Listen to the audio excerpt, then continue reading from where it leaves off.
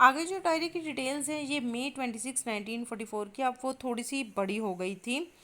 तो अब वो कह रहे कि मेरे को पीरियड्स भी जैसे उसको स्टार्ट हो गए थे, तो वो एक अलग जगह पर रहने के लिए आ गए थे। अलग पहले तो वो रह रहे थे जैसे किसी बंकर में, फिर किसी जो उनके नोन पर्सन थे उनके घर में रहने के लिए आ गए थे। तो अब वो कह रहे कि मेरे लिए लाइफ ऐसे बहुत ही अजीब उथल पुथल वाली बीत रही थी। कभी तो था कुछ चीज़ें जो बहुत अच्छी हो रही थी जिसके कारण खुशी भी होती थी, कभी डर भी लगता था, कभी ऐसे मिजरेबल भी फील होता था, कभी दिल करता था कि शायद इससे अच्छी तो डेथ ही है, सुसाइड ही कर लें, इससे अच्छा तो मर ही जाते वही अच्छा है। लेकिन कभी लगता था कि जीने की उम्मीद भी है, ऑप्टिमिस्टिक भी कभी फील होता था। तो बड़ी उथल पुथल वाली लाइफ उनकी स्पेंड हो रही थी। आगे वो अपनी डायरी में लिखते हैं कि एक हाथ में तो ये था कि एली की एंगेजमेंट थी, विटसन की रिसेप्शन थी, फ्लावर्स था, बर्थडे था, केक, स्टोरी, मूवीज़, ये सब चीज़ों में कभी कभी खुशी भी मिलती थी, कभी दुख भी बहुत होता था। मिस्टर वैन होवन का जो क्वेश्चन था, इन्वेशन था, जो मतलब आक्रमण हो गया था, या जो इतनी प्रॉब्लम्स आ रही थी, हमें जिस तरह का खाना खाना पड़ रहा था, उसकी जो निराशा थी पीटर को लेकर, इस तरह के माहौल को लेकर, उसको लेकर दुख भी बहुत होता था। तो बहुत एक गैप आ गया था, कभी हम बहुत ज़्यादा हंसने लगते, कभी हम बहुत ज़्यादा रोने लगते। तो मीप और कैरलर ने इस सिचुएशन में हमें बहुत अच्छा संभाला था। उन्होंने एनॉर्मस मीन्स बहुत विशाल, बहुत रिस्पॉन्सिबिलिटी हमारी ली थी। उन्होंने बहुत विशाल रिस्पॉन्सिबिलिटी तो ली थी, लेकिन जो एनेक्स मींस बंकर, जो उपभवन में उन्हें इतने बुरे लोगों के साथ में रहना पड़ा, बहुत बुरी सिचुएशंस देखनी पड़ी, तो वो कहते कि जब वो वहाँ की मेमोरीज थी, वहाँ की यादें थी, उनको निकालने में वो भी कामयाब नहीं हुए।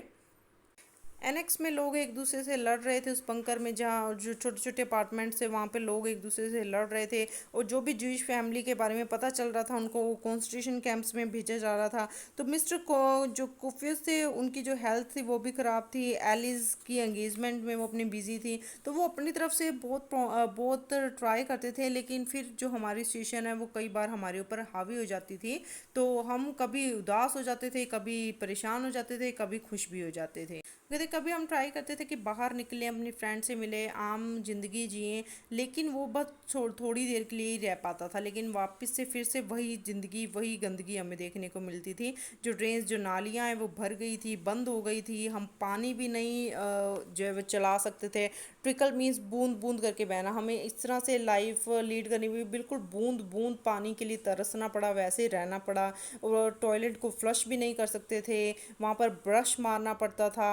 अर्दनवेयर जार मीन्स मिट्टी के बर्तन, इस तरह से हमने बहुत ही मिजरेबल लाइफ को लीड किया। We can manage for today but what will happen if, अगर प्लम्बर जो है उसने ये प्रॉब्लम को सोल्व नहीं किया, फिक्स नहीं किया, तो हम नेक्स्ट मॉर्निंग पता नहीं क्या करेंगे। ये सैनिटेशन की प्रॉब्लम, ये जो गंदगी है, ये जो साफ़ सफाई है की प्रॉब्लम है, ये हम पता नहीं कैसे इसको दूर करेंगे। अब इसी बीच मीप ने उसको हैप्पी विटसन का एक केक भेजा। अब विट्सन वहाँ पर एक सेलिब्रेशन होता है जहाँ पर कि अच्छा माना जाता है वो दिन, ईस्टर के 7th संडे को होता है। जो इस दिन ऐसा लगता है कि जैसे कोई ऊपर से कोई होली स्पिरिट, कोई एंजल्स वो हमें आशीर्वाद देने के लिए आए हैं।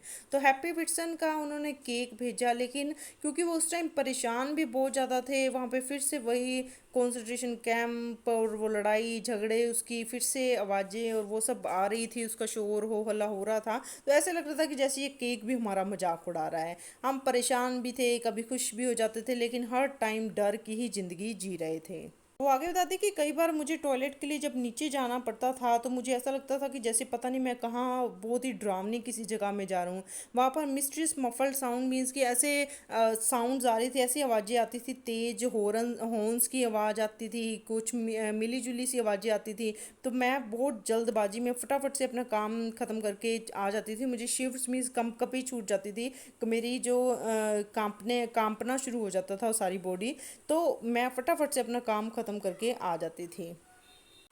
कभी कभी तो लगता था कि इससे तो अच्छा तो हम मर ही जाएं, इससे अच्छा तो हम सुसाइड ही कर लें, इससे अच्छा तो वो पकड़ के ही ले जाएं। लेकिन कभी कभी लगता था कि अभी उम्मीद बाकी है, अभी हम थोड़ा सा इंतज़ार करें, कभी तो ये दिन ख़त्म हो गए, कभी तो ये क्रुएलिटी ख़त्म होगी, कभी तो ये गंदगी ख़त्म होगी, और फाइनली हम अपने घर में वापस जाएंगे, हम अपनी ज़िंदगी वैसे ही गुजर बसर करेंगे। तो इस उम्मीद के साथ मुझे लगता है कि शायद हम कभी तो अपनी लाइफ को आगे बढ़ाकर ले चलें।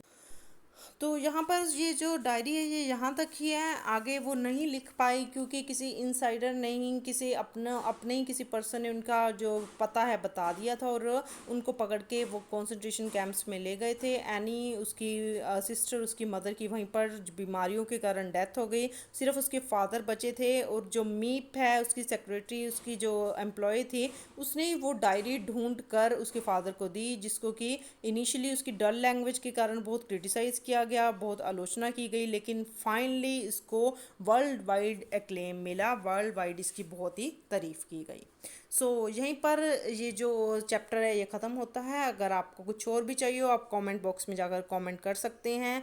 आप मेरे चैनल इंग्लिश प्रोग्रेस को सब्सक्राइब कीजिए, मेरी वीडियोस को लाइक और शेयर कीजिए, जितना हो सकता है मेरी वीडियोस को स्प्रेड कीजिए। Thank you so much.